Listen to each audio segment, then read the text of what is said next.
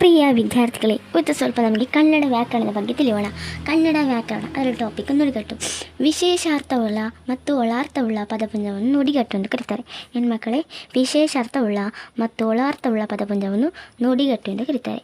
ಒಂದು ಭಾಷೆಯನ್ನುಂಟು ಮಾಡುವ ಜನ ತಮ್ಮ ನಿತ್ಯೋಪಯುಕ್ತದಲ್ಲಿ ಇರುವ ಮೂಲ ಸಾಮಗ್ರಿಯನ್ನು ಉಪಯೋಗಿಸಿ ಒಂದು ಹೊಸ ರೂಪವನ್ನು ಸೃಷ್ಟಿ ಮಾಡಲು ಅಥವಾ ಇರುವ ರೂಪಕ್ಕೆ ಹೊಸ ಅರ್ಥವನ್ನು ತಾತ್ಕಾಲಿಕವಾಗಿ ಹೊಂದಿಸಿ ಪ್ರಯೋಗಿಸಲು ಶಕ್ತರಾಗುತ್ತಾರೆ. ಅಂತಹ ಪ್ರಯೋಗವನ್ನು ನುಡಿಗಟ್ಟು ಎಂದು ಗುರುತಿಸುವ ವಾಡಿಕೆ. ಮಕ್ಕಳೇ, ಒಂದು ಭಾಷೆಯನ್ನಾಡುವ ಜನ ತನ್ನ ನಿತ್ಯೋಪಯೋಗದಲ್ಲಿ ಇರುವ ಮೂಲ ಸಾಮಗ್ರಿಯನ್ನೇ ಉಪಯೋಗಿಸಿ ಒಂದು ಹೊಸ ರೂಪವನ್ನು ಸೃಷ್ಟಿ ಮಾಡಲು ಅಥವಾ ಇರುವ ರೂಪಕ್ಕೆ ಹೊಸ ಅರ್ಥವನ್ನು ತಾತ್ಕಾಲಿಕವಾಗಿ ಹೊಂದಿಸಿ ಪ್ರಯೋಗಿಸಲು ಶಕ್ತರಾಗುತ್ತದೆ. ಅಂಥ ಪ್ರಯೋಗವನ್ನು ನುಡಿಗಟ್ಟು ಎಂದು ಕರೀತಾರೆ. ಅವರಿಗೆ ಎಣ್ಣೆ ಸೀಗೆ ಎಂದಾಗ ಪರಸ್ಪರ ವಿರೋಧಿಗಳು ಎಂದರ್ಥ. ಇವರನ್ನು ಎಣ್ಣೆ ತುಪ್ಪ ಸೀಗೆ ತುಪ್ಪ ಎಂದಿದ್ದಾಗಿ ಉಪಯೋಗಿಸಲು ಬರುವುದಿಲ್ಲ. ಎಣ್ಣೆ ತುಪ್ಪ ಅಥವಾ ಸೀಗೆ ತುಪ್ಪ ಎಂದಿದ್ದಾಗಿ ಉಪಯೋಗಿಸಲು ಬರುವುದಿಲ್ಲ.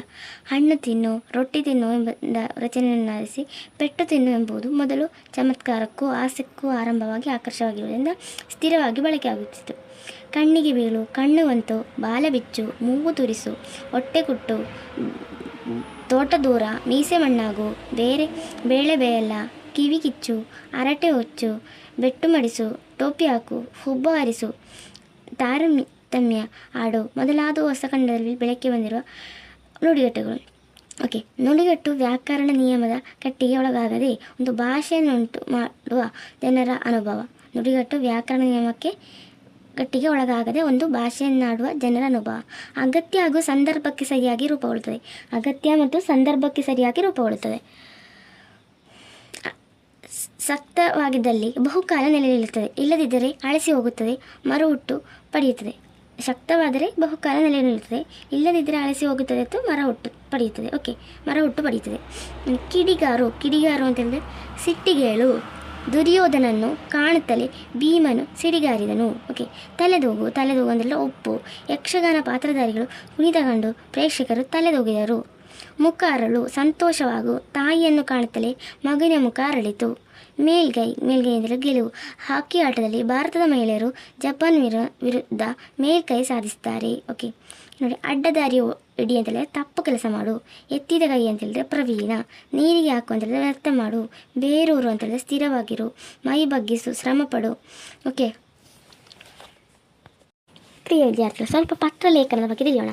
ಪತ್ರಲೇಖನ ನಾವು ನಿತ್ಯ ಜೀವನದಲ್ಲಿ ಅನೇಕ ಜನರಿಗೆ ವಿವಿಧ ಕಾರಣಗಳಿಗಾಗಿ ಸಂಪರ್ಕವನ್ನು ಇಟ್ಟುಕೊಂಡಿದ್ದೇವೆ. ಮಕ್ಕಳೇ, ನಾವು ನಿತ್ಯ ಜೀವನದಲ್ಲಿ ಅನೇಕ ಜನರಿಗೆ ವಿವಿಧ ಕಾರಣಗಳಿಗಾಗಿ ಸಂಪರ್ಕವನ್ನು ಇಟ್ಟುಕೊಂಡಿದ್ದೇವೆ. ಜೊತೆಗೆ ಅನೇಕ ರೀತಿಯ ವ್ಯವಹಾರಗಳನ್ನು ಮಾಡುತ್ತೇವೆ. ಹೀಗಾಗಿ ಇಂದಿನ ಯುಗವನ್ನು ಸಂಪರ್ಕ ಯುಗವೆಂದು ಕರೀತೇವೆ. ಇಂದಿನ ಕಾಲದಲ್ಲಿ ದೂರ ಇರುವವರೊಂದಿಗೆ ಪತ್ರಗಳ ಮೂಲಕ ಸಂಪರ್ಕವನ್ನು ಬೆಳೆಸುತ್ತಿದ್ದೆವು. ಆದರೆ ಇಂದು ಆಧುನಿಕ ಮಾಧ್ಯಮಗಳಾದ ಮೊಬೈಲು, ಈ ಅಂಚೆ ಮೂಲಕ ದೂರದವರೊಂದಿಗೆ ಸಂಪರ್ಕವನ್ನು ಬೆಸೆಯುತ್ತೇವೆ. ಮಾಧ್ಯಮ ಯಾವುದಾದರೂ ಪತ್ರಗಳನ್ನು ಬರೆಯುವ ಕ್ರಮದಲ್ಲಿ ಅಂತಹ ಮಹತ್ವದ ಬದಲಾವಣೆಗಳು ಆಗಿಲ್ಲ. ಹೀಗಾಗಿ ಪತ್ರ ಬರೆಯುವ ಕ್ರಮವನ್ನು ನಾವು ಅಗತ್ಯವಾಗಿ ತಿಳಿದುಕೊಳ್ಳಲೇಬೇಕು. ಪತ್ರಗಳು ಸಾಹಿತ್ಯಾತ್ಮಕವಾಗಿ ಗುಣ ಹೊಂದಿರುವುದರಿಂದ ಅವುಗಳನ್ನು ಸಂದೇಶ ಸಾಹಿತ್ಯ ಎಂದು ಕರಿತೇವೆ. ಪತ್ರಗಳು ಏನೆಂದು ಕರಿತೇವೆ ಮಕ್ಕಳೇ? ಸಂದೇಶ ಸಾಹಿತ್ಯ ಎಂದು ಕರಿತೇವೆ. ಪತ್ರಗಳ ಅರ್ಥ ನೋಡಿ, ನಮ್ಮ ಭಾವನೆಗಳನ್ನು, ವಿಚಾರಗಳನ್ನು, ಅನುಭವಗಳನ್ನು, ಬೇಕು ಬೇಡಗಳನ್ನು ಲಿಖಿತ ರೂಪದಲ್ಲಿ ಮತ್ತೊಬ್ಬರಿಗೆ ತಿಳಿಸುವ ವ್ಯಾವಹಾರಿಕ ಮಾಧ್ಯಮವೇ ಪತ್ರಲೇಖನ. ನಮ್ಮ ಭಾವನೆಯನ್ನು, ವಿಚಾರಗಳನ್ನು, ಅನುಭವಗಳನ್ನು, ಬೇಕು ಬೇಡಗಳನ್ನು ಲಿಖಿತ ರೂಪದಲ್ಲಿ ಮತ್ತೊಬ್ಬರಿಗೆ ತಿಳಿಸುವ ವ್ಯಾವಹಾರಿಕ ಮಾಧ್ಯಮವೇ ಪತ್ರಲೇಖನ. ಉತ್ತಮ ಪತ್ರದ ಸ್ವರೂಪ ಹಾಗೂ ಲಕ್ಷಣಗಳು. ಪತ್ರ ಬರೆಯುವುದು ಒಂದು ಕಲೆ. ಪತ್ರ ಬಹುಕಾಲ ಉಳಿಯುವುದು ದಾಖಲೆಗಳು ಅಷ್ಟೇ ಅಲ್ಲ, ಪತ್ರಗಳು ನಮ್ಮ ವ್ಯಕ್ತಿತ್ವದ ಪ್ರತಿಬಿಂಬಗಳು ಎಂಬುದನ್ನು ನೆನಪಿನಲ್ಲಿಡಬೇಕು. ಯಾವುದೇ ಬಗೆಯ ಪತ್ರವಾಗಿರಲಿ ಕೆಲವು ಸಾಮಾನ್ಯ ನಿಯಮವನ್ನು ಒಳಗೊಂಡಿರುತ್ತದೆ. ಪತ್ರಗಳು ಲಿಖಿತ ರೂಪದಲ್ಲಿರಬೇಕು. ಪತ್ರ ವ್ಯವಹಾರಗಳು ಇಬ್ಬರು ವ್ಯಕ್ತಿ ಅಥವಾ ಎರಡು ಸಂಘ ಸಂಸ್ಥೆಗಳ ನಡುವೆ ನಡೆಯುತ್ತವೆ. ಪತ್ರದ ಭಾಷೆ ಸರಳವಾಗಿರಬೇಕು, ಸ್ಪಷ್ಟವಾಗಿರಬೇಕು, ನೇರವಾಗಿರಬೇಕು. ಬರವಣಿಗೆ ಅಂದವಾಗಿರಬೇಕು. ಕಾಗುಣಿತ ದೋಷಗಳಿಂದ ಮುಕ್ತವಾಗಿರಬೇಕು. ಪತ್ರದ ವಿಷಯ ಮತ್ತು ಶೈಲಿ. ಪತ್ರದ ವಿಚಾರಗಳು ಅರ್ಥಪೂರ್ಣವೂ, ನೇರವೂ, ಸಂಕ್ಷಿಪ್ತವೂ ಆಗಿರಬೇಕು. ಶೈಲಿ ಆಕರ್ಷವಾಗಿರಬೇಕು, ಕ್ರಮಬದ್ಧವಾಗಿರಬೇಕು. ಪತ್ರದ ಆರಂಭ ಮತ್ತು ಮುಕ್ತಾಯದ ಒಕ್ಕಣೆ. ಪತ್ರವನ್ನು ಯಾರಿಗೆ ಬರೆಯುತ್ತೇವೆ ಎಂಬುದನ್ನು ಗಮನದಲ್ಲಿಟ್ಟುಕೊಂಡು ಪತ್ರದ ಆರಂಭ ಮತ್ತು ಕೊನೆಯಲ್ಲಿ ಸೂಕ್ತವಾದ ಸಂಬೋಧನೆ ಬಳಸಬೇಕು. ಸಂಬೋಧನೆ ಸರಿ ಇಲ್ಲದಿದ್ದರೆ ಓದುಗರಿಗೆ ಕಿರಿಕಿರಿ ಉಂಟಾಗುತ್ತದೆ. ಓಕೆ. ವಿಳಾಸ. ಪತ್ರ ಯಾರಿಂದ ಯಾರಿಗೆ ಬರೆಯಲಾಗಿದೆ ಎಂಬುದನ್ನು ಸ್ಪಷ್ಟವಾಗಿ ನಿಗದಿತ ಜಾಗದಲ್ಲಿ ಪೂರ್ಣ ವಿಳಾಸದೊಂದಿಗೆ ಬರೆಯಬೇಕು. ಇಲ್ಲದಿದ್ದರೆ ಪತ್ರ ತಲುಪದೆ ಕಳೆದು ಹೋಗುವ ಸಾಧ್ಯತೆಗಳಿರುತ್ತದೆ. ಪತ್ರದಲ್ಲಿ ದಿನಾಂಕ ಮತ್ತು ಪತ್ರ ಬರೆದವರ ಸಹಿ ಇರಬೇಕು. ಸಹಿ ಇರದ ಪತ್ರಗಳಿಗೆ ಬೆಲೆ ಇರುವುದಿಲ್ಲ. ಓಕೆ. ನೆಕ್ಸ್ಟ್, ಪತ್ರದ ವಿಧಗಳು. ನಾವು ನಮ್ಮ ಜೀವನ ಹಲವರಿಗೆ ಪತ್ರವನ್ನು ಬರೀತೇವೆ. ತಂದೆ ತಾಯಿಯಂದಿರಿಗೆ, ಅಕ್ಕ ತಂಗಿಯರಿಗೆ, ಅಣ್ಣ ತಮ್ಮಂದಿರಿಗೆ, ಬಂಧು ಮಿತ್ರರಿಗೆ, ಸಾರ್ವಜನಿಕ ಸಂಸ್ಥೆಗಳಿಗೆ ಪತ್ರವನ್ನು ಒಂದಲ್ಲ ಒಂದು ಕಾರಣಕ್ಕೆ ಬರೀತೇವೆ. ಪತ್ರವನ್ನು ಯಾರಿಗೆ ಬರೀತೇವೆ ಎಂಬುದನ್ನು ಆಧರಿಸಿ ಪತ್ರವನ್ನು ಮುಖ್ಯವಾಗಿ 2 ವಿಧವಾಗಿ ವಿಂಗಡಿಸಲಾಗಿದೆ: ಖಾಸಗಿ ಪತ್ರ ಮತ್ತು ವ್ಯಾವಹಾರಿಕ ಪತ್ರ. ಖಾಸಗಿ ಪತ್ರ ವೈಯಕ್ತಿಕ ಪತ್ರ ಅಥವಾ ಅನೌಪಚಾರಿಕ ಪತ್ರ. ಖಾಸಗಿ ಪತ್ರವನ್ನು ಅನೌಪಚಾರಿಕ ಪತ್ರ ಅಥವಾ ವೈಯಕ್ತಿಕ ಪತ್ರ ಎಂದು ಕರಿತೇವೆ. ನಾವು ನಮ್ಮ ನೋವು, ನಲಿವು, ಸುಖ, ಸಂತೋಷ, ಆರೋಗ್ಯ, ಉದ್ಯೋಗ, ವ್ಯಾಸಂಗ ಇತ್ಯಾದಿ ವಿಚಾರಗಳು ಆಪ್ತರೊಂದಿಗೆ, ಅಂದರೆ ತಂದೆ ತಾಯಿ, ಅಕ್ಕ ತಂಗಿ, ಅಣ್ಣ ತಮ್ಮ, ಅತ್ತೆ ಗಂಡ ಹೆಂಡತಿ, ಅತ್ತೆ ಸೊಸೆ, ಮಾವ ಅಳಿಯ, ಗುರು ತಿತ್ತು, ಬಂಧು ಮಿತ್ರರು ಹೀಗೆ ಹಲವರೊಂದಿಗೆ ಹಂಚಿಕೊಳ್ತೇವೆ. ಖಾಸಗಿ ಪತ್ರಗಳು ಪರಸ್ಪರ ಯೋಗಕ್ಷೇಮ ವಿಚಾರಣೆ, ಮಳೆ ಬೆಲೆ, ಸಾಂಸ್ಕಾರಿಕ ಸಂಗತಿಗಳನ್ನು ಒಳಗೊಂಡಿರ್ತವೆ.